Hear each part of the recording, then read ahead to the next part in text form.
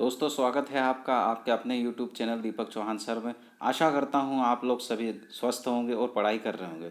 दोस्तों, अंतर्राष्ट्रीय संगठन सीरीज़ का यह छठवां भाग है। इसमें हम ओपेक, एपेक, आसियान और दक्षस संगठन की बात करेंगे। तो दोस्तों, शुरू करते हैं आज का ज्ञानवर्धक वीडियो। दोस्तों, पहला संगठन जो हमारा आता है वो है organisation of the petroleum export country, जिसे हम संक्षिप्त में ओपेक कहते हैं। दोस्तों, ओपेक को हम हिंदी में पेट्रोलियम निर्यातक देशों का संगठन भी कहते हैं। इसकी स्थापना इराक की राजधानी बगदाद में हुई, इसीलिए इसे बगदाद सम्मेलन की देन भी कहा जाता है। इसकी स्थापना सितंबर 1960 में हुई। इसका मुख्यालय ऑस्ट्रेलिया के वियना में। इस संगठन में वर्तमान में 13 सदस्य हैं। इसके महासचिव हैं नाइजीरिया के मोहम्मद सनूसी बारकिंडो। दोस्तों, ध्यान रखिएगा, ये पेट्रोलियम निर्यातक देश है। तो आपको अगर ध्यान रखना है इन 13 देशों के बारे में, तो आप ये ध्यान रखिए कि दुनिया में सबसे ज़्यादा तेल निर्यातक और उत्पादक देश कौन कौन से हैं। इससे आपको ये भी पता चल जाएगा कि कहाँ पर ज़्यादातर पेट्रोलियम या तेल निकलता है। तो आप दो तरीके से इसे ध्यान रख सकते हैं। इस संगठन का मुख्य उद्देश्य जो था, पेट्रोलियम का उत्पादन व निर्यातक करने वाले देशों के लिए उत्पादन में उचित कीमत को सुनिश्चित करना, मतलब कि कीमतों को निर्धारित करना कि तेल या पेट्रोलियम कितने बैरल पर लीटर या कितने बैरल पर जाएगा। उत्पादन को निर्धारित करना, कितना उत्पादन आप कर सकते हैं, कितना नहीं कर सकते, वो उन देशों के हितों के बारे में कार्य करना। दोस्तों, बता दूं कि यह संगठन पूरी दुनिया का 44% पेट्रोल उत्पादक देशों का संगठन है। तो आप इससे इसका महत्व को अच्छे से समझ सकते हैं। आइए अब हम बात करते हैं इनके सदस्य देशों की। इनमें जो 13 सदस्य हैं, इसमें आप देखिए पहले ईरान, इराक, कुवैत, सऊदी अरब, वेनेजुला, ये लाल रंग में हाईलाइट किए हुए हैं। इसे हम ओपेक के संस्थापक सदस्य भी कहते हैं, क्योंकि जब ओपेक की स्थापना हुई थी, यही जो 5 सदस्य हैं, देश सदस्य हैं, वो संस्थापक सदस्य थे। इसके बाद लीबिया जुड़ा, संयुक्त अरब अमीरात, Algeria, Nigeria, Gabon, Angola, Equatorial Guinea व कांगो बाद में इस संगठन में शामिल हुए। दोस्तों, ध्यान रखिएगा, आखिरी में 2018 में इसमें जो शामिल हुआ देश है वह कांगो है। दोस्तों, इन देशों के अलावा इंडोनेशिया, इक्वेडोर और कतर भी इस संगठन के सदस्य थे, परंतु बाद में संगठन की कार्यशैली व नीति निर्धारण से नाराज होकर यह देश ओपेक से बाहर हो गए। दोस्तों, कतर जो है 2019 में ओपेक से बाहर हुआ है। उस पर आतंकवाद को बढ़ावा देने का आरोप था। अतः आप इसे ज़रूर याद रखें कि आखिरी में 2019 में कौन सा देश ओपेक से बाहर हुआ है। तो उसका आंसर है कतर। दोस्तों, आगे चलते हैं। अगला संगठन जो हमारा है वो है एपेक, अर्थात एशिया पैसिफिक इकोनॉमिक कोऑपरेशन, जिसे हम हिंदी में एशिया प्रशांत आर्थिक सहयोग के नाम से जानते हैं। दोस्तों, इंग्लिश में इसलिए नाम दिए गए हैं क्योंकि कभी कभी इंग्लिश में इनके शॉर्ट फॉर्म पूछ लिए जाते हैं। आपको संक्षेप में एपेक दे दिया जाएगा और आपसे उसका पूरा नाम पूछा जाएगा। इसीलिए हमें याद रहे, इसलिए हम लोगों ने इसको इंग्लिश में भी लिखा है और बाद में इसे हिंदी में भी लिखा है। दोस्तों, ओपेक और एपेक दोनों ही मिलते जुलते नाम है, इसलिए कंफ्यूज नहीं होना है। ओपेक जो है पेट्रोलियम उत्पादक व निर्यातक करने वाले देशों का संगठन है, और एपेक जो है नाम से ही है एशिया और प्रशांत महासागरीय तट पर बसे हुए कुछ देशों का आर्थिक और राजनीतिक संगठन। आप ध्यान रखिएगा कि एपेक जो है एशिया और प्रशांत महासागर के तट पर स्थित देशों का राजनीतिक और आर्थिक संगठन है। ठीक है दोस्तों, तो बात करते हैं एपेक की। इसकी स्थापना हुई है 1990 में। इसका मुख्यालय सिंगापुर में स्थापित किया गया। वर्तमान सदस्य संख्या है 21, जिनके बारे में हम आगे बात करेंगे। इसके कार्यकारी निदेशक है डॉक्टर फातिमा मारिया। दोस्तों, इस संगठन का मुख्य उद्देश्य जो है सदस्य देशों के साथ व्यापारिक समन्वय स्थापित करना और आपस में फ्री ट्रेड को बढ़ावा देना। देखिए दोस्तों, फ्री ट्रेड क्या होता है?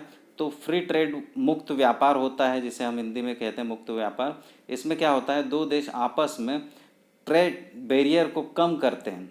अर्थात जैसे पहले 20% टैक्स पर व्यापार हो रहा था, तो उसे कम करते करते 15 करते हैं, 10 करते हैं, और अंत में इसको फ्री कर देते हैं। तो दोस्तों अगर फ्री ट्रेड एग्रीमेंट या कहीं पर ऐसी बात लिखी हुई हो तो आप ये समझिएगा कि पहले जितना टैक्स लगाया जाता था उससे अब कम लगाया जा रहा है। धीरे धीरे इस टैक्स को ख़त्म कर दिया जाता है और अंत में यह स्थिति बनती है कि वो फ्री ट्रेड हो जाता है।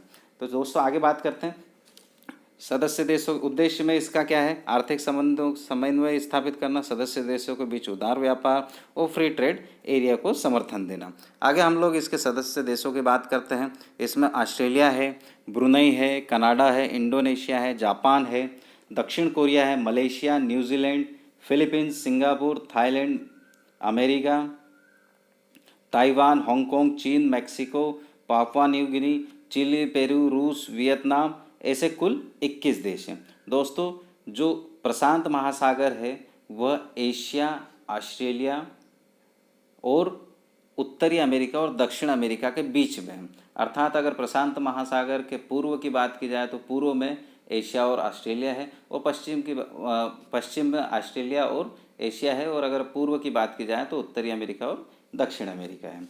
आगे बात करते हैं संगठनों के बैठकों की। तो पहली बैठक जो हुई थी 1990 में हुई थी ऑस्ट्रेलिया में। इसके बाद में 31वीं जो बैठक हुई 2019 में चिली में हुई। इसके बाद 32वीं बैठक 2020 में मलेशिया में नवंबर में होने वाली है। दोस्तों यह संगठन कितना महत्वपूर्ण है इसका अंदाज़ा आप इस बात से लगा सकते हैं कि पूरे विश्व के व्यापार का 40% हिस्सा इन्हीं देशों से होता है। अगला संगठन है, आइए दोस्तों बात करते हैं अगले संगठन की, आसियान, जिसे हम association of south east Asian nation के नाम से जानते हैं। इसे हम हिंदी में बोलेंगे दक्षिण पूर्वी एशियाई राष्ट्रों का संगठन। अब देखिए दोस्तों इसमें लिखा ही है दक्षिण पूर्वी एशियाई राष्ट्रों का संगठन, मतलब एशिया के जो दक्षिण में और पूर्व में स्थित है उन देशों का संगठन है। इसकी स्थापना हुई है 8 अगस्त 1967 में। मुख्यालय है इसका जकार्ता में जो इंडोनेशिया की राजधानी है। सदस्य देश हैं इसमें 10। महासचिव जो वर्तमान है लिम जोक हुई। ठीक है, उद्देश्य इसका है क्षेत्रीय शांति को बनाए रखना, आर्थिक, सामाजिक और सांस्कृतिक विकास को बढ़ावा देना। दोस्तों ये एक क्षेत्रीय संगठन है, इसलिए इसमें क्षेत्र में सामाजिक, आर्थिक और सांस्कृतिक विकास बहुत ही ज़्यादा मायने रखते हैं। ठीक है दोस्तों, तो हम लोग आसियान दिवस भी मनाते हैं जो कि 8 अगस्त को होता है। 8 अगस्त को इसलिए मनाते हैं क्योंकि इसी दिन इसकी स्थापना हुई थी। चलिए दोस्तों आगे बात करते हैं इसके 10 सदस्य देशों की। ठीक है, इसमें सदस्य देश पहले हैं फिलीपींस, इंडोनेशिया, थाईलैंड, मलेशिया और सिंगापुर। ये जो सदस्य हाईलाइट किए गए हैं ये वे सदस्य हैं जो संस्थापक आसियान की स्थापना के वक्त सदस्य शामिल थे। ठीक है, इसके बाद में जो ब्रुनई शामिल हो गया। ठीक है, इसके बाद में लाओस, म्यांमार, वियतनाम, कंबोडिया भी इस संगठन में शामिल हो गए। दोस्तों अब बात करते हैं हम आसियान +3। ये होता क्या है, आसियान +3 है क्या? तो दोस्तों इन देशों को आप और ऑब्जर्वर भी, कंट्री भी कह सकते हैं। यह देश हैं चीन, जापान, दक्षिण कोरिया। इनका काम क्या होता है, तो आपसी विवादों को निपटाना। ठीक है, जो संगठन के सदस्य देश हैं उनमें आपस में कभी विवाद हो जाता है तो उनको निपटाने का काम इन ऑब्जर्वर देशों का होता है, जिन्हें हम आसियान +3 कहते हैं। ऊर्जा सुरक्षा, नवीनीकरण ऊर्जा में सहयोग और तेल बाजार में भी सहयोग का काम ये करते हैं। आगे बात लिखी है आसियान +3 की, तो इनमें क्या है, इनमें चीन, जापान, दक्षिण कोरिया के साथ साथ ऑस्ट्रेलिया, न्यूजीलैंड और भारत भी इसका सदस्य है। इनका कार्य जो होता है पूर्वी एशियाई देशों में आर्थिक वृद्धि में तेजी लाना। ठीक है दोस्तों, आर्थिक वृद्धि नहीं करना है, आर्थिक वृद्धि जो चल रही है उसको तेजी लाने के लिए।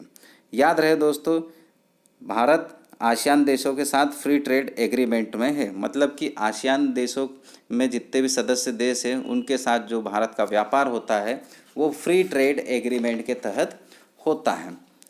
अब बात करते हैं आसियान सम्मेलन की। तो पहला जो सम्मेलन हुआ था वो 1976 में हुआ, जो बाली में हुआ, इंडोनेशिया में है। 35वां सम्मेलन 2019 में थाईलैंड में हुआ। 36वां सम्मेलन हनोई जो कि वियतनाम की राजधानी है 2020 में प्रस्तावित है।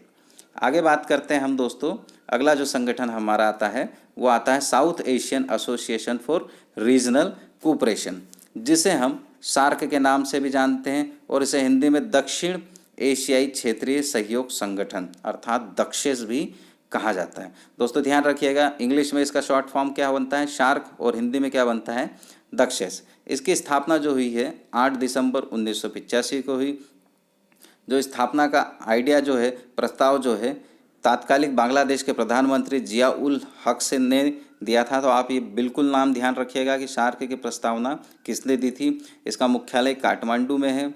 सदस्य देश इसके 8 हैं, जिनमें भारत, पाकिस्तान, भूटान, नेपाल, श्रीलंका, बांग्लादेश और मालदीव और अफगानिस्तान शामिल है। अफगानिस्तान दोस्तों सबसे आखिरी में इस देश में, इस संगठन में सम्मिलित हुआ है। इसके वर्तमान महासचिव इसाल रुआल वीराकून, जो कि श्रीलंका से हैं। अब बात करते हैं हम इसके उद्देश्यों के बारे में।